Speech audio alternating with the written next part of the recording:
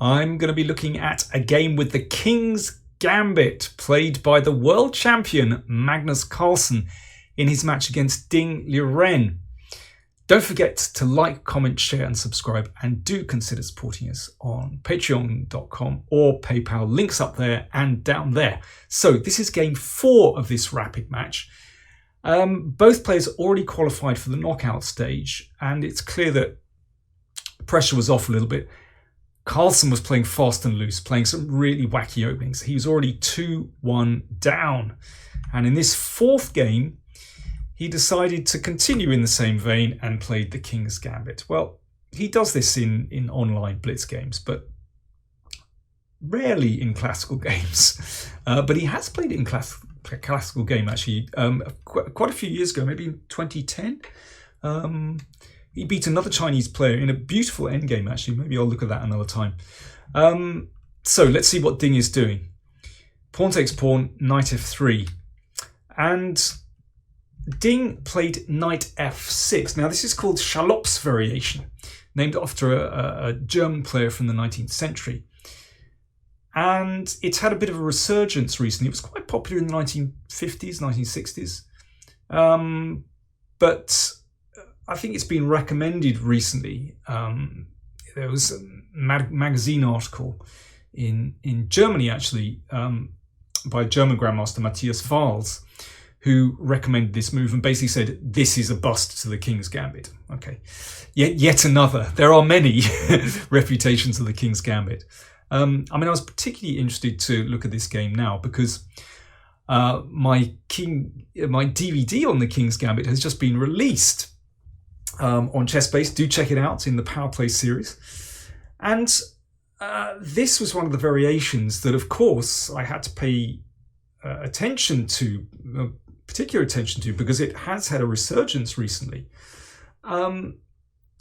So let's see what happened in this game. So e5, and the knight comes to h5. So this looks really curious.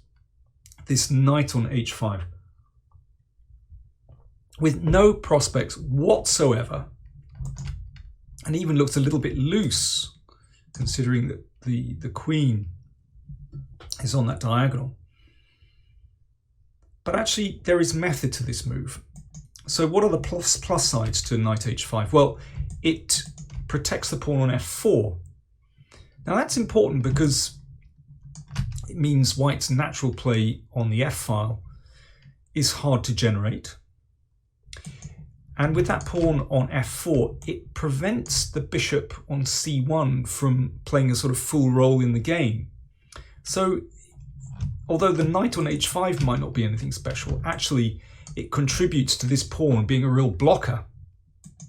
And the other thing that knight has done is to tempt that pawn forward so that black can actually break down white's center by playing d6. So it's not so stupid.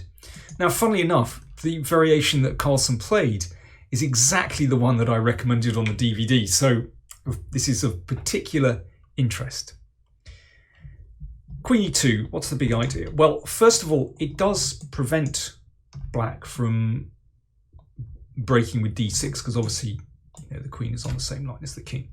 So black has to just do a couple of sensible moves first. And the other thing with queen e2 is that it prepares castle queenside. And let's take a look at that. So d4. Now, you might think this is the moment for black to strike out against that pawn. So, for example, with d5 or d6, in fact, they amount to the same thing. Let's have a look. d5, d6. Well, this is a trap. You can take and then queen b5 check with a double attack. So it's a very unusual tactic. I mean, it's an unusual position. Rare that you see that kind of double attack in the opening. I think, this is actually, people have fallen to this quite a few times. I think particularly with d5, there are a lot of pieces along the 5th rank, and it's kind of hard to imagine that the position is going to open. But same thing applies with d5. One takes en passant and then queen b5 check. So because of that, black has to castle, and that gives white time to develop the queen side. So knight c3, now d6, but white is almost at the stage where castling queen side is going to happen. Bishop g4 is a good move, and castles queen side. So let's have a look at white's setup. Well, the rook is opposite the queen. That's the good news, because it prevents black from hitting out at white's centre in too strong a way, and sets up tactics as well, of course. Having removed the king from the centre and, of course, not going to the king's side, actually in many cases makes it much easier for white to open up the king's side. And you don't have to fear about the king being insecure. It's unusual in the king's gambit, but for once, white's king is pretty secure on c1. So that's very good news. So let's look at black. Black to play, black has to develop the queen's knight. So knight d7. Knight c6 is also possible, but knight d7 somehow looks logical to close the d file.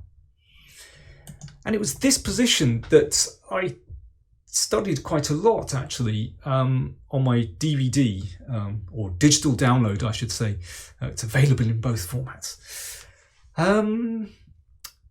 Yeah, I mean, obviously I was concerned if this whole variation was being touted as a refutation of the king's gambit. You know, this needed addressing. So I fed this position into Fat Fritz, and this is this machine learning tool on the ChessBase site, or the PlayChess site. And it came up with some really interesting stuff. It actually liked knight e4 the best. And the interesting thing was, the longer I left this position, I mean, I guided it with a few variations, but the longer I left it, the machine running, the more it liked white's position and felt that white had pretty decent compensation. But forgetting computers, I think the important thing about this position is complexity. When you play a human opponent, your human opponent, I hope, is not using a computer. It does not have a computer assistance.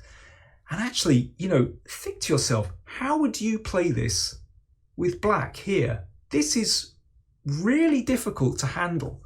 And I think in practice, you know, white can do pretty well. I should say that what's the point of knight e4? Well, it can free the bishop to come to c3, and that's obviously on a great diagonal here, and opens the d file, so that's one thing. That knight might drop back to f2 to push that bishop out of the way and get through to the knight. That's another thing. And of course the knight looks at key squares in black's position. Anyway, I won't spend any more time on that, because actually Magnus's move was also very interesting. Queen e1. So that simply allows white to bring out the king's bishop. So now black has to think, well, how do I bring the queen out? That's obviously paramount in this position. You know, you need to connect the rooks. There you go, you can tick your bingo, PowerPlayChess bingo card, connect the rooks. So c6 looks like a very natural move. And bishop e2 from Carlsen. Rook e8 feels very natural for black to also put a rook opposite the queen. And now g3. So you can see how having the king across the other side of the board allows white to break things open on the king's side. And now this is pretty tricky for black. So Ding took on e5. Now, Carlsen, after not too much time, recaptured with the knight, and as we'll see, that's a mistake. But if he'd just played pawn takes pawn, I think this is a much easier position for white to play than black. So, first of all, pawn takes pawn threatened, and then the g file is going to be opened. That knight is vulnerable, looks great. So, black has to take, and now you can see the king's rook has come into play immediately, so that's pretty nice. The f file is now opened. g6 ports the knight, knight e4, so it looks like a great square. You know, white can play moves like queen f2, bishop c4, maybe a rook to f1, and get some pressure here. And yeah, don't forget that bishop has potential to come in on these dark squares as well. Basically, you can see that, you know, white has a really active position, and I think full compensation for a pawn. That's what we want in the King's Gambit. Freedom to, you know, attack and put pressure on our opponent. Just steer clear of the computer assessment, basically. But actually, I think even this one, I haven't checked it in detail, but I think even this one is actually fine for white. Even a computer says so. Anyway, Magnus recapture with the knight, and that is certainly a mistake, as we'll see. Knight takes knight, pawn takes knight. And that really frees black's position. Now, of course, Magnus realizes that he was trying to get through to that knight on h5. He'd obviously underestimated this move, f3. And then queen d4. Bishop g5 is also quite good, but queen d4 is a good move. There's pressure here. Wants to play f2. So queen e4, tried by Carlsen. That was exchanged off. And now f2. And this is, well, essentially a winning position. So discovered attack on the rook, which moved across to f1. And now bishop f3. And that rook in the corner is trapped, and there's no way out, really. I mean, you can play knight takes pawn, but then bishop takes rook, and, you know, black is a clear exchange up in the ending. Must be winning. So Carlsen's thrashed around a little bit. g4. I have to say, Ding handled this phase brilliantly. He wasn't tempted into taking pieces too early. Bishop h4 is an excellent move. In fact, he went a piece down here. So for the moment, that's an extra knight. But white is lost. The knight is attacked, as well as that rook. Carlsen moved the knight back, and now rook ae8. Again, not rushing things, not taking the rook too soon, connecting the rooks beautifully. And if rook takes pawn, then you take the rook. And well, I mean, this is horrible. Don't forget that there's a back rank mate threat as well as, you know, the fact that black is actually simply the exchange up here. So let's go back. So rook ae8 is just played. Bishop c3 for white. Carlsen, bishop g5 check. The king went to b1. And now bishop takes h1. That was the final move of the game. Carlsen resigned. Well, let's just take it a little bit further. If bishop takes rook, rook takes bishop. And there's a threat to give a check on e1. Bishop f3, and rook takes, and just bishop g4 in this position. Well, Ding is just a clear pawn up. I mean, it still looks incredibly difficult for Carlsen. Of course, bishop takes bishop will allow that and make next move. I think it's just a matter of technique. I'm sure another pawn is going to drop very soon. So you could say quite a convincing victory for Ding after that move, knight takes e5. But pawn takes e5 certainly would have been a really interesting game. And, you know, I'm not I'm not going to totally reject the King's Gambit yet. It's interesting. You know, I just find this whole line extremely complicated.